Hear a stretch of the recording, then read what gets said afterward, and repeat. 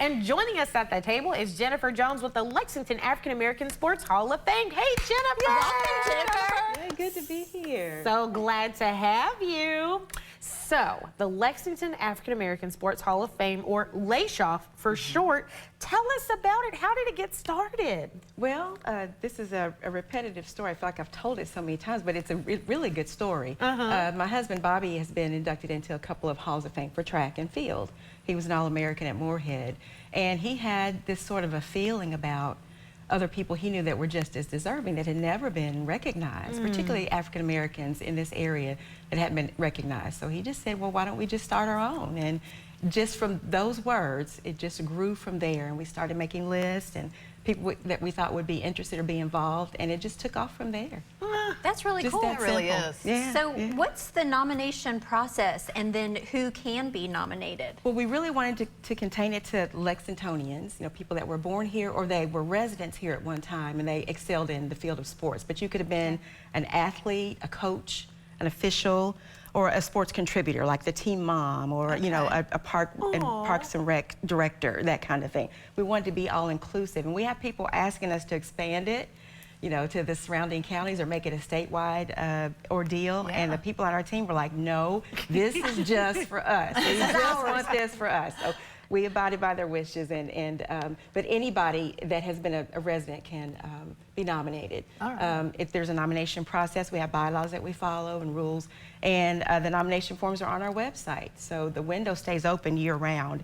But to be eligible for the next year, you have to have your form in by October 31st. Okay. All right. Good to know. Yeah. So this is the second year, right? Yes. All yes. right. So tell us about who was nominated last year, who received the awards last year. Oh, wow. We had the stars of stars in Lexington sports history last year. We had two segregated era teams, the original Dunbar and original Douglas team that had achieved great things back in the 50s. You know, despite all the odds against them, they still achieved, but they were never really celebrated, you know, by our city. We had Tyson Gay, Olympian, fastest man in the world at one time. Hello, how could you not? Wow. How could you not? Right. Tyson Gay. We had Dermontti Dawson, NFL Hall of Fame, Super Bowl winner. Mark Logan, two-time Super Bowl winner. Jack and James, Lexington's favorite sons. Jack Gibbons and James Lee. They were our MCs, but they were also inducted.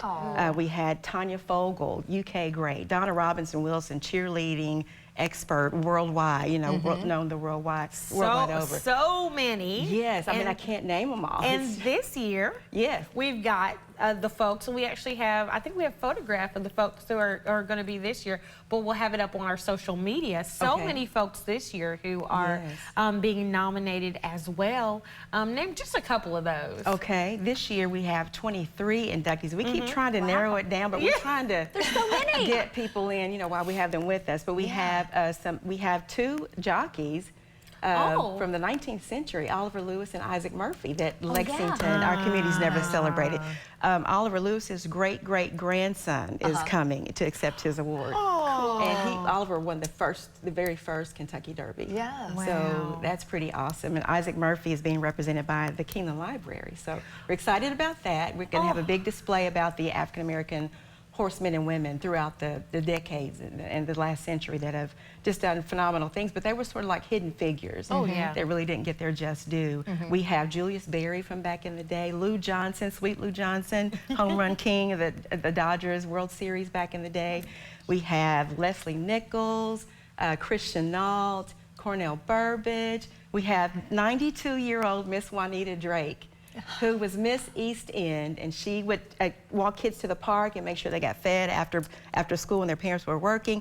She just gave of herself. So those are the people, not just the big stars, but the people that just made an impact on kids in their area. And I love, I did get to go last year, and I love how you all had cheerleading squads and just everybody. You made sure to really include everybody. So the gala is September 23rd. If people want to get tickets, what should they do? You can go to our website, laashof.com, or you can also go to centralbankcenter.com/LAASHOF. And get your tickets, but the deadline is Friday. So we've been selling tickets since April. So today and tomorrow, that's it. Okay. Well, hurry up, y'all, if you want to go. Jennifer, thank you so much for being on the show and for sharing with us.